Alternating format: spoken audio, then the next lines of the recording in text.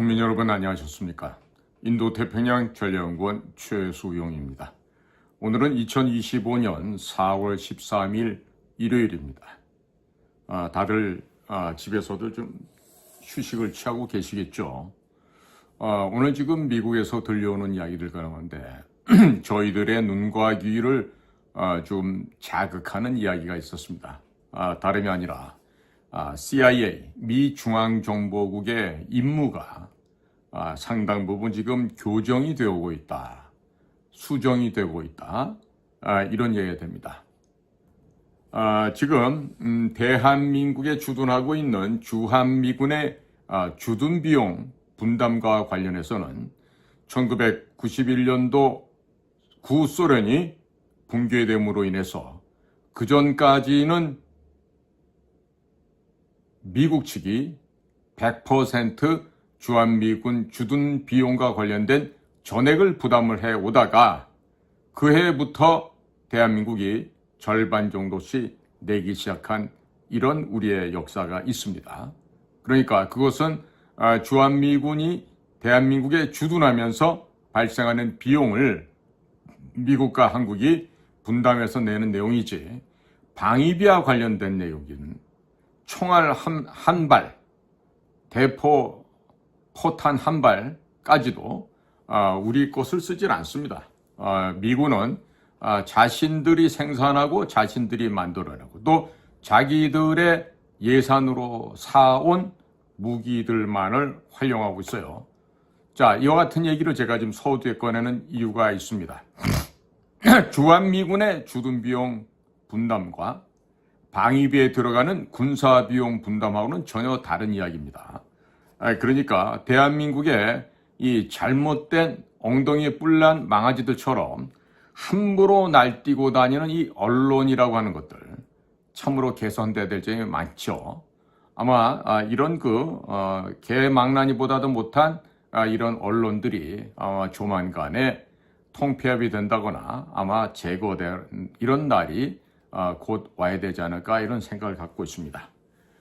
거기에다가 적지 않은 숫자의 언론인들이 재벌들, 돈의 마수거리에 넘어가서 그들의 입장을 대변하고 있는 자들이 있습니다. 대부분 보면은 무슨 자유우파 우위 인사들처럼 행동해 온 자들이지만 실제는 돈과 거짓된 권력 앞에서는 비참하게 쓰러져서 그저 목숨 부지하기 위해서 그들의 요구사항을 열심히 빨아대고 있는 그런 푸들강아지 같은 것들이죠. 우리가 신경 쓸 가치조차 없는 그야말로 쓰레기보다, 짐승보다 못한 자들이라 하겠습니다. 자, 그런데 지금 미국 워싱턴 랭글리에 위치하고 있는 CIA, Central Intelligence Agency, 미국의 중앙정보국인데, 이 중앙정보국이 그들의 업무 행태, 범주를 지금 상당 부분 수정, 보완하고 있다고 하는 이야기가 좀 나오고 있습니다. 자, 여기에서 가장 중요한 내용 중에 하나는 assassination, 소위 클린업이라고 하는 제거 작전이 그동안은 주로 언급되지 않았는데 이것이 다시금 부활한다고 하는 이야기입니다. 아시는 분은 아시겠지만 CIA 같은 경우는 미 중앙정보국으로서 그들이 하고 있는 업무는 주로 해외 관련된 업무들입니다. 즉 해외에서의 다른 나라에 관련된 유가치한 내용들을 그 첩보로 수집을 해서 최종 사용권자인 대통령에게 혹은 NSC, 국가안보보좌관실에 중요한 내용들을 정보 보고하는 데 있습니다. 그런데 지금 이번에 도널드 트럼프 2기 행정부에 들어서서 이 CIA에 대한 이 업무 영역이 상당 부분 궤도 수정을 하는 것으로 알려지고 있습니다. 1991년을 되돌아본다면 88년 서울올림픽이 종료된 후에 동구라파와 러시아가 점차적으로 붕괴되기 시작했습니다. 당시를 회상해 보면 저도 역시 서울올림픽에 참석해서 중화인민공화국 대표단들과 상당히 심도 있는 깊은 대화에 직접 참여를 해서 통역을 하고 번역을 하고 했던 기억이 납니다만, 그 이후 대한민국 정부는 북방 사회주의 국가들과의 정상적인 외교 관계 수립을 위해서 헝가리를 시작으로 한 동굴아파, 즉 바르샤바 조약기구에 속했었던 국가들과의 외교 관계가 급진하는 급속도로 외교 관계가 수립되는 1988년 서울올림픽 이후의 국제 정세를 되돌아볼 수 있습니다. 자, 그러면 당시에는 구소련이 무너지면서 16개인가 하는 CIS 국가로 분류가 되죠. 그런데 당시에도 소련을 붕괴시켰던 바로 장본인들이 있습니다. 다름이 아닌 미국의 중앙정보국 CIA가 그 역할을 담당하게 됐습니다. 당시에 러시아 지국의 지부장을 하고 있던 로버트 게이츠라고 하는 사람이 있었어요. 머리가 아주 하얀 백발을 하고 있는 아주 그다지 큰 키는 아닙니다만은 아주 다부진 체구죠. 바로 그 로버트 게이츠는 러시아어를 러시아 사람만큼 할 수 있는 사람입니다. 그런 그 CIA의 그 아주 공작관들이 모스크바에 있으면서 결국 최종적으로 구소련 공산당 체제가 붕괴되게끔 하는 아주 역사적인 일을 감당을 합니다. 마찬가지로 대한민국도 역시 중화인민공화국과 1992년 8월 24일 외교관계를 수립했지만 그 이면에서는 당시 우리 국가안전기획부가 혁혁한 공을 세웁니다. 국가안전기획부에 그런 중국 전문가들이 없었더라면 결코 아무리 박철원 씨가 뭘 한다고 했더라도 한중 간의 외교 관계가 정상적으로 수립될 수는 없었을 것입니다. 이런 역사의 현장에서는 미국도 그렇고 대한민국도 그렇고 능력이 탁월하고 출중한 그런 전문가 그룹이 있는데, 그 전문가라고 하는 사람들은 대부분 정보기관, 비밀 공작기관에서 근무하는 요원들이죠. 최고의 에카데믹 백그라운드, 학문적인 배경과 함께 또 현장에서 습득한 노련한 어학과 각종 현장 대처 능력은 그렇게 훈련받고 조련되지 않은 공작관들은 절대로 할 수 없는 일이죠. 그러나 다행히도 한중 간의 외교 관계가 수립될 때도 대한민국에서는 우리나라 최고의 중국 전문가가 당시 국가안전기획부에 있었습니다. 바로 그분이 그러한 일을 담당을 했고, 저 또한 그분의 발끝도 쫓아갈 수준도 안 됐지만 어쨌든 그분을 조금 도와드릴 수 있는 그런 기회도 있어서 퍽이나 개인적으로는 큰 명예로운 일이었다, 영광스러운 일이었다, 이렇게 지금도 기억을 하고 있습니다.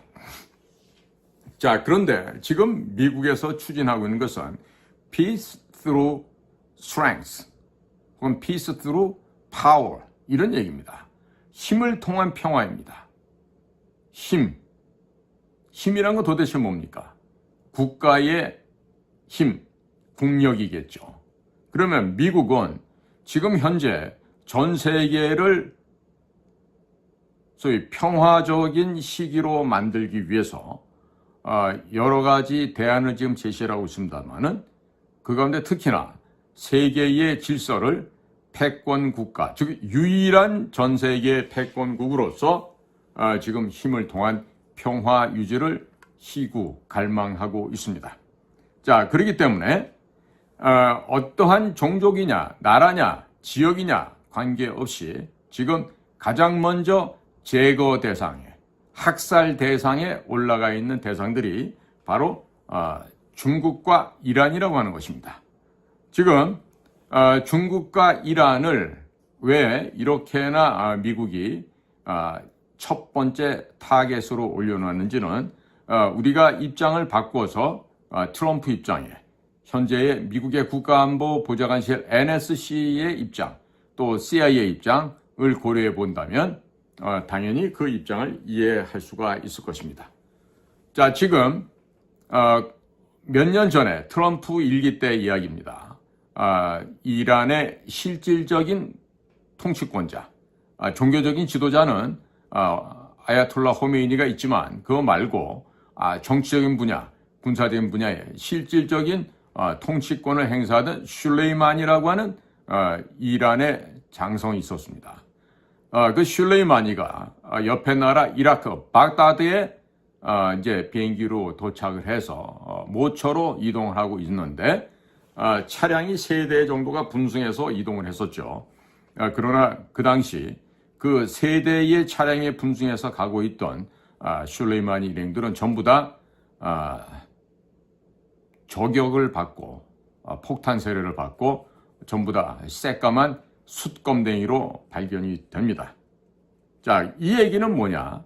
지금 CIA가 그동안의 어떤 분석 업무, 어떤 평가 업무 이런 것이 많이 치중이 되어 왔었는데 그러한 이전에 30여 년간의 관행을 이젠 철저하게 배격을 하고 환골탈태함으로써 현장 중심의 액션, 액티비티를 하는 그러한 첩보 공작기구로 지금 변모하고 있는 중이다. 이 얘기가 됩니다. 우리가 CIA의 모토를 보면 진리가 너희를 자유케 하리라고 하는 성경 말씀에 있는 이야기도 하지만은요, 그들이 써놓은 구조를 보면 다음과 같은 것이 있습니다. We are the nation's first line of defense. 우리는 국방전선의 우리나라, 나라의 첫 번째 선이다. 즉, 나라를 지키는 데 있어서 우리는 나라를 지키는 최전선에 있는 사람들이다. 이런 얘기를 합니다. 그러면서 우리는 달성한다. 우리는 성취한다. We accomplish what others cannot accomplish. 즉, 남들은 도무지 성공시킬 수 없는 그 불가능한 일을 우리는 반드시 성공시켜낸다. accomplish. 우리는 성취하고 획득해서 완성을 시켜낸다. 이런 얘기죠. 그러면서 we go where others cannot go. 이런 얘기를 합니다. 우리는 어디든지 명령만 떨어지면 가서 국가가 원하는 임무를 수행한다. 하지만 others cannot go. 다른 사람들은 갈 수 없는 곳을 간다는 얘기입니다. 자, 지금 생사가 보장되지 않는 현장입니다. 살아서 돌아올 수 있을지 없을지조차 모르는 그런 환경이고, 그런 환경에서 받은 명령에 의해서 미국의 CIA는 이 지구 어디든 가게끔 되어 있습니다. 자, 이것처럼 CIA의 공작관들은 특히나 현장에서 활동하는 요원들은요, 특별히 다른 재능을 갖고 태어났고 또 다른 임무 속에서 또 다른 삶과 죽음의 그 현장을 누비고 다녀야만 하는 그런 운명이 있는 것이죠. 누구도 그들의 생명을 보장해주지 않습니다. 살아서 돌아온다면 다행이지만 영영 돌아오지 못하는 길도 많습니다. 때문에 랭글리에 있는 CIA 본부에 가면 그 돌아오지 못한 별들을 새겨놓은 그 별들을 박아놓은 그런 장소도 있습니다. 자, 국민 여러분, 오늘 이와 같은 CIA 임무가 바뀐 것 중에서 특이한 것이 원래 하던 일이었어요. 원래 하던 일 중에 CIA는 굉장히 하이 레벨의 정말 명문 대학을 나오고 지덕체를 골고루 갖춘 그런 요원들이 근무하는 곳인데요. 거기에서 특히나 준군사 활동을 하는 부서가 있습니다. 즉, 패라밀리터리 오퍼레이션을 하는 곳이 있습니다. 이건 뭐냐면 준군사 활동이라는 것은 설명하기가 어렵다면 1979년도에 독수리 발톱 작전으로 이란 테헤란에 미 대사관의 그 대사관 직원들을 구출하기 위해서 미국의 네이비 실스 해군 특수전 여단이 구출하러 갔다가 좀 길조가 없고 상서롭지 못한 일을 당해서 좀 피해를 봤던 일이 있지만 2011년도 4월 30일에서 5월 1일 밤 사이에 벌어졌던 빈라덴 제거 작전 같은 경우는 그래도 성공했던 그런 작전으로 이야기할 수 있습니다. 자, 그러한 군사 작전, 즉 준군사 작전을 할 경우에 그럴 경우에도 미국의 비밀 정보 공작관들이 그 자리에 출동을 하게 됩니다. 주로 출신들이 미군이 보유하고 있는 해군의 특수전여단 네이비 실스, 그 가운데서도 팀 6 데브 그루라고 하는 더 특화되어 있는 팀이거나 아니면 육군인 경우에 그린베레 혹은 델타 포스에서 선발이 되는 요원들입니다. 자, 그린베레나 델타 포스 되는 것도 100명이 가면 한두 명 합격할 수 있는 그런 험난한 길입니다. 해군의 네이비 실도 마찬가지고 또 해병대 특수대대 또 공군이 보유하고 있는 공정구조대 컴백 컨트롤 팀 CCT 역시 마찬가지입니다. 자, 미국이 보유하고 있는 특수부대는 대단히 막강한 전력을 갖고 있는데 그러한 부대 출신 대원들이 CIA에 어플라이 했을 때 그런 사람들이 만약에 100명이 응모를 했다. 그럼 그 가운데 한 10여 명 정도 합격할 수 있는 곳이 바로 미국 CIA가 보유하고 있는 특수임무단이 되겠습니다. 바로 Special Activities Division 혹은 Special Activities Center라고 하는 곳인데 거기에 소속되어 있는 요원들은 일반적인 랭글리의 분석부서나 다른 지원부서 사람들은 저 사람이 어떠한 일을 하는 사람인지 겉모양을 봐서는 전혀 알 수가 없습니다. 자, 그러면 이번에 CIA에서 이와 같은 assassination, 이 킬링이라고 하는 이 제거 작전을 갖다가 앞으로 공식적으로 아마 인정을 하는 쪽으로 가는 걸로 보여집니다. 자, 이 얘기는 뭐냐? 미국의 국가 이익에 반하는 자들은 지구상 어디로 숨든지 어디로 도주하든지 간에 상관없이 가서 없애버린다라고 하는 얘기입니다. 거기에다가 미국의 동맹국가에게 해를 끼치는 자들의 목숨 또한 알아서 영혼과 육신이 분리되게끔 그렇게 미국의 살인병기들이 가서 그 역할을 해줄 수 있다는 얘기입니다. 지금 제가 현직에 있을 때 미국의 이 Special Activities Center 혹은 디비전이라고 하는 이 특수임무단은 그들 나름대로 SOG, 과거에는 Special Operation Group이라고 그랬습니다. 이 SOG의 역사를 더듬어서 볼 때 대한민국 한국전쟁 당시 그 당시에도 활용했던 또 참여했던 그런 대원들이 있었고요. 특히나 월남전을 중심으로 해서 1960년대 초반부터 본격적으로 네이비 실이라고 하는 해군 특수전여단이 강화되는 그런 운명을 맞게 됩니다. 자, 그러면 지금 트럼프 행정부 2기에 들어서서 이와 같은 CIA의 이런 특수작전의 영역이 보다 확장되면서 동시에 심화되고 있다는 얘기는요. 그만큼 지금 제거해야 될 목표가 많아졌다. 이렇게 달리 해석을 할 수가 있습니다. 그것은 미국 내에만 존재하고 있는 그런 대적 세력들, 기득권들 가운데 미국의 국가 이익에 반하는 세력들도 있지만 미국의 혈맹 국가인 대한민국 국가 혹은 이스라엘 국가, 이런 혈맹 국가 내에서 그 이스라엘이나 대한민국에 해악을 끼치고 그 국가를 전복하기 위해서 간첩 행위를 한다거나 적국과 내통하여 반역의 음모를 꾀하는 여적의 행로에 동참해 있는 자들을 제거하기 위한 이의 작업이 본격화되어 가고 있다, 이런 얘기가 됩니다. 가령 예를 들어 본다면 대한민국 같은 경우에 지금 윤석열 대통령이 지금 국제적인 공조를 갖고 대한민국에 들어와서 이런 그 못된 행위를 한 자들을 지금 잡았다고 하는데 이것은 지금은 4.5년 정도 거슬러 가다 보면요.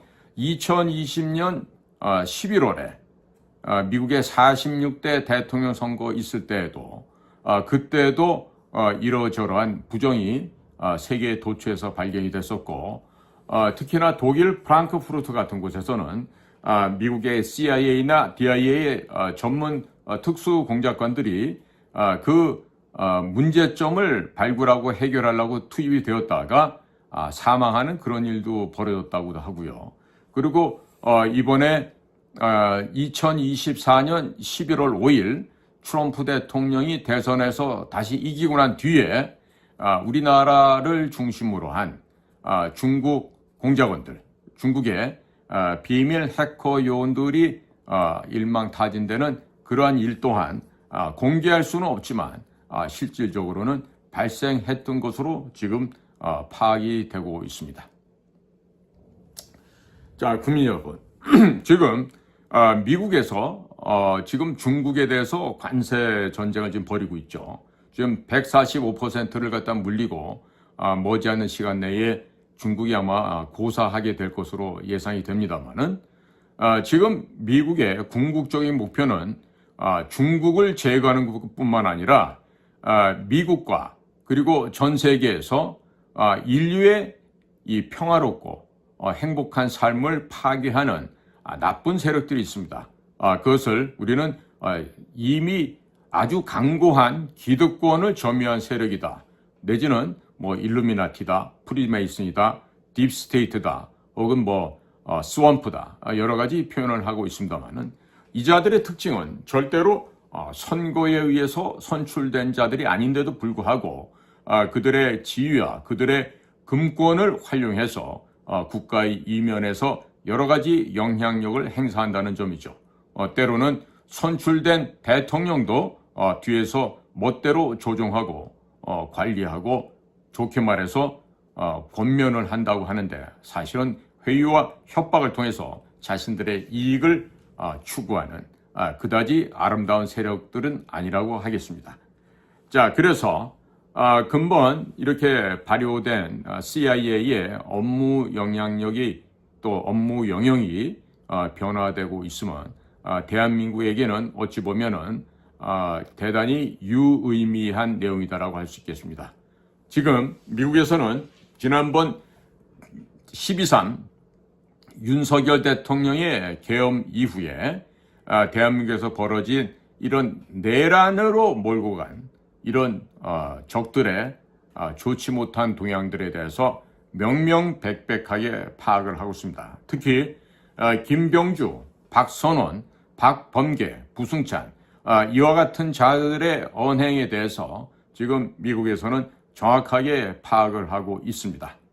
물론 지금은 자주 등장 안 할지도 모르지만 박지원이라든지 문재인이라든지 혹은 이해찬이라든지 양정철이라든지 이근영 이런 조혜주 이런 자들의 명단도 지금 미국 정보기관에서는 명백하게 정확하게 알고 있습니다.